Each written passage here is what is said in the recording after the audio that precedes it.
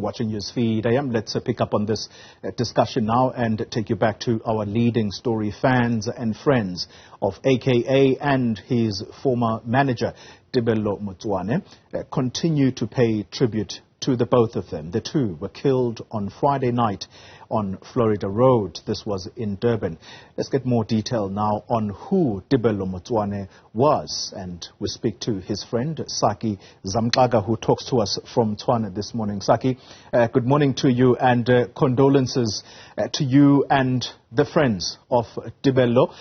Just briefly for us, tell us how you knew him, and for those South Africans that may not know who he was, just a brief description of who Tebello Motsoane was.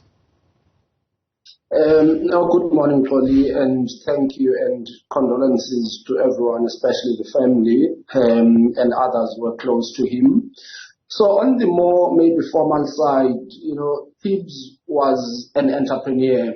And I say that because, I have a lot of respect for entrepreneurs, especially in the work I do of financing entrepreneurs. Tibz has managed AKA, he's done small events, he's done food shows, he's done several things as an individual. And it takes a lot of resilience to be able to sustain yourself as an entrepreneur throughout the times. He's those who've been able to be behind the scenes and even be in front of the camera in the kinds of things that he was doing. But as an individual, as you could see, on the condolences and, tributes that people were paying to him, he knew all sorts of people across, because generally he was a warm and a very welcoming person. He was good at connecting, and I think that's what sustained him as an entrepreneur. Yeah, and what did you know about the friendship between the two? Because this was no ordinary visit for AKA to Durban. We know that he had just celebrated his birthday, and there was an album that was going to be launched soon. Was this a trip that they took together, or they simply met in Durban? Look, the relationship, as you say, goes a long way. This goes before both of them came into the public. This, before Tibz got to be known, he was doing some work with clubs at the time. So these are people who have been friends at a very deep and personal level.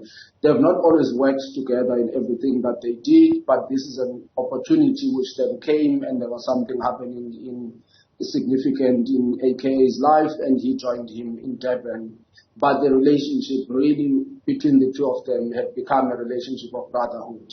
And it wasn't about only work, and they meet at work. They would meet for fun, they would meet to strategize and deal with certain things.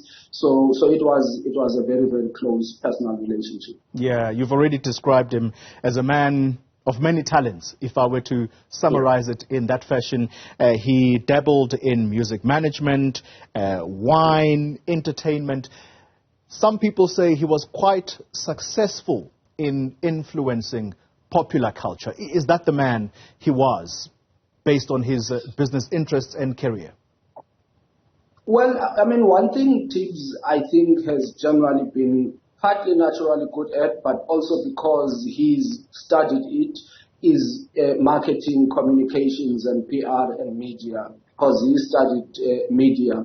And he's then been able to bring some of the things that he's been doing more to a public platform. So when he sort of transitioned from the music management and clubbing into curating experiences, as he called it, he then focused on wine, he focused on food, and he always tried to dig deep in whatever he was doing, that at least he can offer something of substance, whether he's talking about food, that people can feel this is somebody who knows what they're talking about, and then make it cool. He had the ability to generally make whatever it is that he was involved in to have the cool factor and get people wanting to be part of it. And I think that's why then others called him a tastemaker or an influencer, because he was just able to take, a subject that many people are into and bring a little bit of depth and maybe something unique with it. Yeah, there is a suggestion that you can't mention Tebello's name without I don't know whether it's a restaurant, but it's called Artilia. Explain that to us. What was that? So what Tibz then did, I mean, again, this is where I believe he generally gets to be savvy as an entrepreneur. He's put up concepts, whether it was Cafe Tibz, whether it was Atelier, which also included the wine brand that he had partnered with a wine farm in. He created these brands and concepts where there were either people behind him who supported him, or they would be pop-up. Cafe Tibz, as an example, during COVID, he then figured he could no longer do events where he invites people to come together, or he can go and cater at somebody's house. He then did takeaways, so people would he would send a menu and the pricing, and people could order. Even now, he had an event he was doing in Kramerville, partnering with another brand, and he then brings people together. So he's generally been able to bring these concepts and structure them in a way that makes them financially viable, because some artists and creatives and entertainers aren't always able to structure things in a manner that makes them financially viable. So he was savvy in that, because where he didn't need to produce something himself, let's say in the case of the wine, he then partnered with a wine farm. You can then decide what varietals are used and how the wine tastes, but you don't have the overheads of building your own farm. And that's the same thing with restaurants.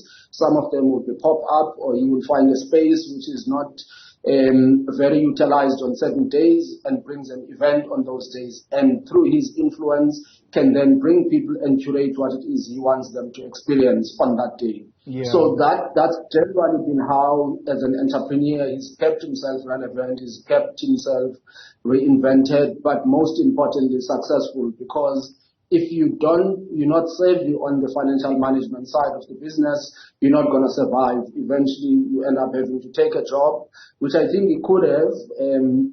With the profile he built for himself, he could easily have chosen to be a spokesperson of somebody, or be in a corporate, in a comms or media unit, or an ad agent, or whatever it is. But he was able to generally sustain himself on his own. Yeah, and as someone who knew him very closely, how would you say he should be remembered?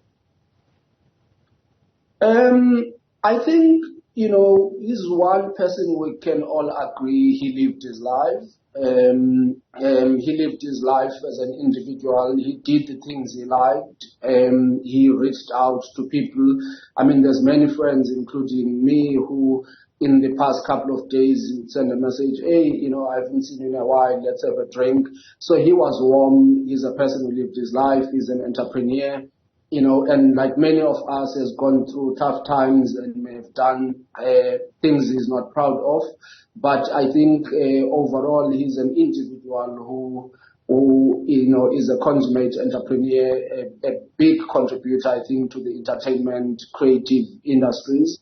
And is somebody who I think will be remembered for what he's done. Yeah, and much of the focus, Saki, has been on AKA, and that's because of the stardom that he has enjoyed as an artist. We know that he is survived by his daughter, and we know that his parents as well have been there by his side during his rise to stardom.